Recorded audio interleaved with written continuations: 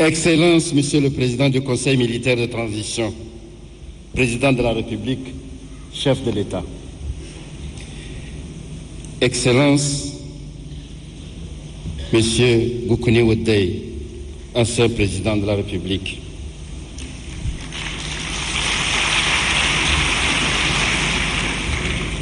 Je ne pourrais citer tout le monde, mais je remercie nos distingués invités d'être venus nous trouver à la clôture de cet événement exceptionnel. Mesdames, Messieurs les ministres, Mesdames, Messieurs les présidents des grandes institutions, Monsieur le Premier ministre, Monsieur le Président du CNT, Mesdames, Messieurs les ambassadeurs représentant les organisations internationales accréditées et des pays frères et amis.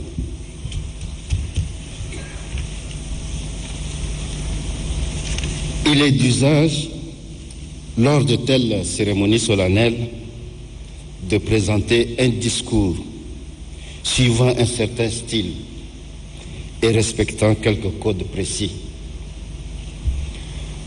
Je vous demande de me pardonner. C'est le style que j'emploie, m'est propre, non conforme,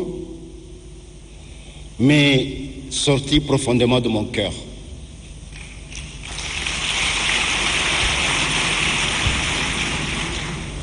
Excellence, Monsieur le Président, chef de l'État, distingués invités, Mesdames, Messieurs, chers compatriotes, le 28 août dernier, j'étais assis, là, au fond de la pavée jaune,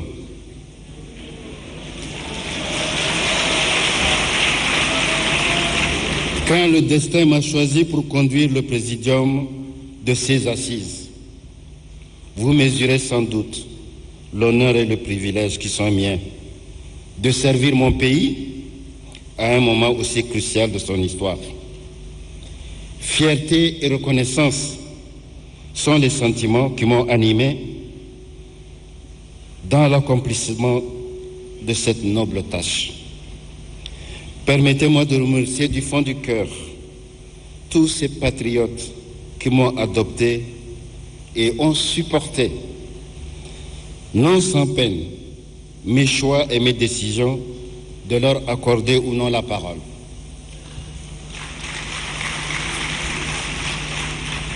Mes chers frères et sœurs, au bout de 45 jours de travaux, vous devinez que je vous aime tous, de toutes les travées, de la grande salle à la salle 400, en passant par le balcon.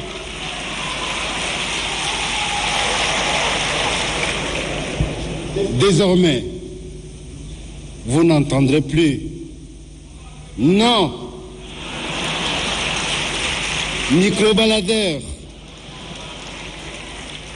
rendez le micro. Vous me manquerez sûrement.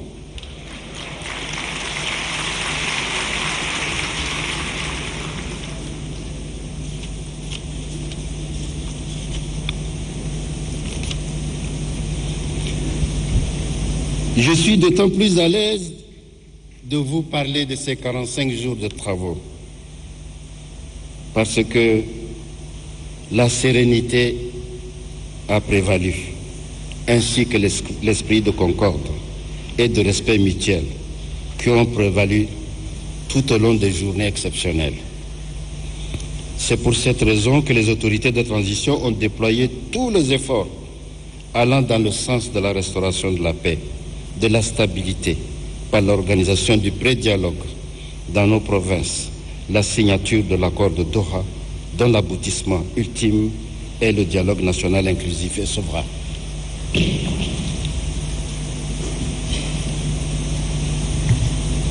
Excellence, Monsieur le Président de la République,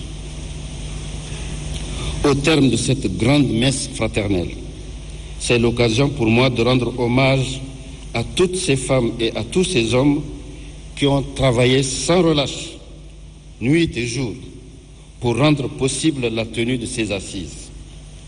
Des restauratrices aux restaurateurs, des hôtesses et des stewards, des interprètes et des traducteurs, des agents de santé, d'hygiène, de la grande muette pour la sécurité, du protocole, de l'accueil, des finances, de l'exploitation régie. Le Tchad regorge de richesses humaines qui n'attendent qu'à être valorisées. Que dire des formidables femmes et hommes du secrétariat permanent, des experts du CODNI qui ont produit tous les documents thématiques et de toutes les personnes ressources qui ont mis leur talent et leurs compétences pour conduire les travaux dans les différentes commissions thématiques et les commissions ad hoc. Vous tous faites la fierté du Tchad.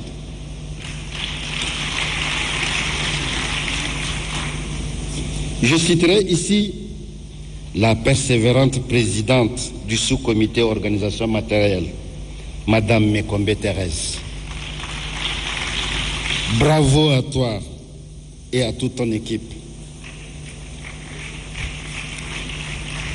Excellence, Monsieur le Président de la République, chef de l'État, distingués invités, Mesdames, Messieurs, chers participants, depuis le 20 août 2022, nous nous sommes réunis dans cette salle mythique, remplie d'histoire de notre pays, une fois de plus, pour libérer la parole, afin d'exorciser le mal du Tchad. Comme l'a écrit un éminent penseur, nous avons substitué la discussion à la bataille, le dialogue au fusil, les arguments au coup de poing. Pendant 45 jours, il y a eu plus de 1000 participants issus de toutes les composantes représentées à ces assises qui ont pris la parole pour s'exprimer librement sur tous les sujets. La démocratie a été célébrée par 217 partis politiques représentés sur les 227 que compte le pays. 321 participants des acteurs politiques, une centaine d'observateurs internationaux, 19 médias internationaux et l'ensemble de la presse nationale, tant publique que privée, composé de 48 radios FM des provinces, 20 radios FM de N'Djamena, 52 presses écrites, 20 presses en ligne, 4 groupes de presse et télévision privée, l'Agence tchadienne de presse et d'édition, l'Office national des médias audiovisuels du Tchad. Tous ces médias ont été des témoins privilégiés du caractère libre et de l'expression et de l'absence de tout tabou sur les questions débattues. Excellence, Monsieur le Président de la République, le dialogue national inclusif et souverain ne sera pas la cérémonie des adieux, où chacun, ayant vidé son cœur, repartira sans reconnaître ses responsabilités dans les débats qui ont eu lieu. En ce qui me concerne, le dialogue national inclusif et souverain a quelques points fondamentaux qui doivent marquer notre histoire. Il s'agit de 1. L'accord de paix de Doha. Loin d'être un simple accord, de nombreux engagements entre tous les pouvoirs de l'indépendance à ce jour avec leur rébellion armée, l'accord de Doha doit être une porte d'entrée dans la construction de la paix durable et je l'espère de la fin définitive dans notre pays. Il doit servir de passerelle pour aller vers les mouvements armés non encore signataires et être le ciment de la consolidation de la paix et du vivre ensemble. Résorber toutes les rébellions et les causes qui les produisent permettra au Tchad de construire son modèle démocratique, son état de droit, où toutes les libertés seront garanties et l'injustice, tant décriée par les Tchadiens depuis l'indépendance, sera bannie. Deuxièmement, l'épineuse question de la gouvernance, avec toutes ses facettes.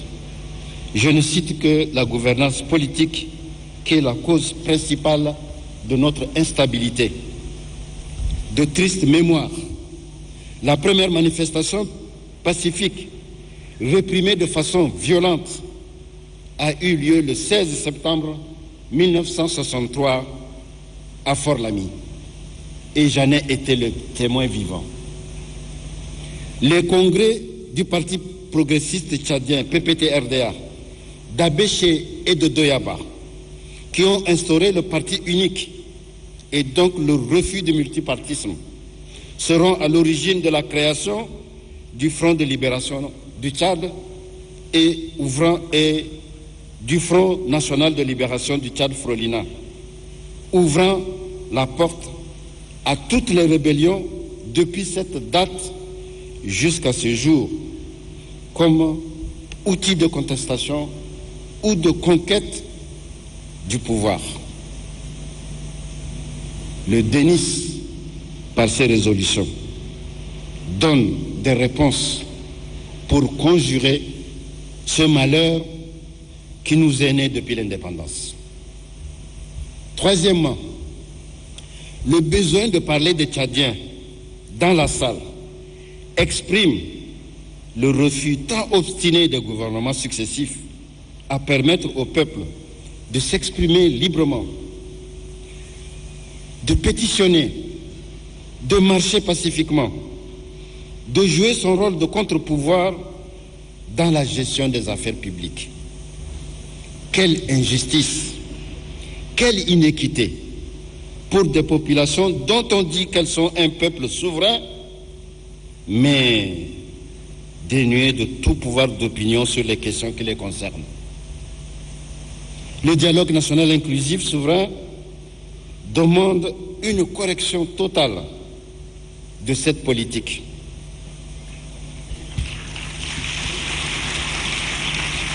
Quatrièmement, le peuple tchadien tout entier, comme dirait un homme politique éminent, cette nation arc-en-ciel, bouillonne du désir de changement en profondeur dans la situation actuelle, de la violence politique et sociale, personne n'en veut, des conflits meurtriers récurrents, non, du manque d'électricité, non, des injustices et des inégalités, de la prise du pouvoir et de sa conservation par la violence, non, c'est non, de la corruption, du tribalisme, du népotisme, non et non.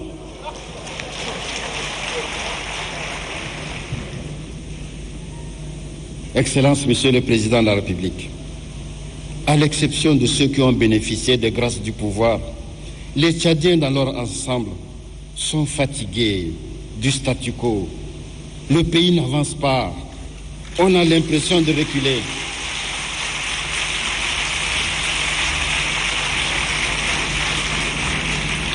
Tout en saluant votre détermination qui a permis la tenue de ces assises, il me plaît de vous transmettre, au nom de tous les participants du dialogue national inclusif et souverain, les conclusions et les résolutions fortes issues de nos semaines de vives discussions. Sans exagération, Monsieur le Président, veuillez trouver en ces résolutions l'expression l'expression de l'espoir du peuple tchadien qui attend la refondation de notre État. Celle-ci n'est réalisable qu'à travers la mise en place d'institutions, des normes et des principes véritablement démocratiques sur des libertés fondamentales garanties à tous. Monsieur le Président, faites en sorte que la justice et la liberté aient le droit de citer chez nous. Chers participants du Dénis, permettez-moi de remercier du fond du cœur tous ces patriotes qui m'ont adopté et m'ont supporté. Au terme de cette grande messe fraternelle, je ne saurais vous oublier tous et vous remercier au nom du Présidium.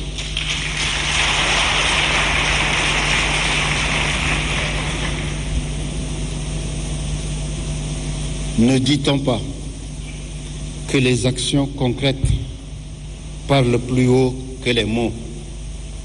Monsieur le Président, agissez sur les facteurs qui nuisent à notre pays.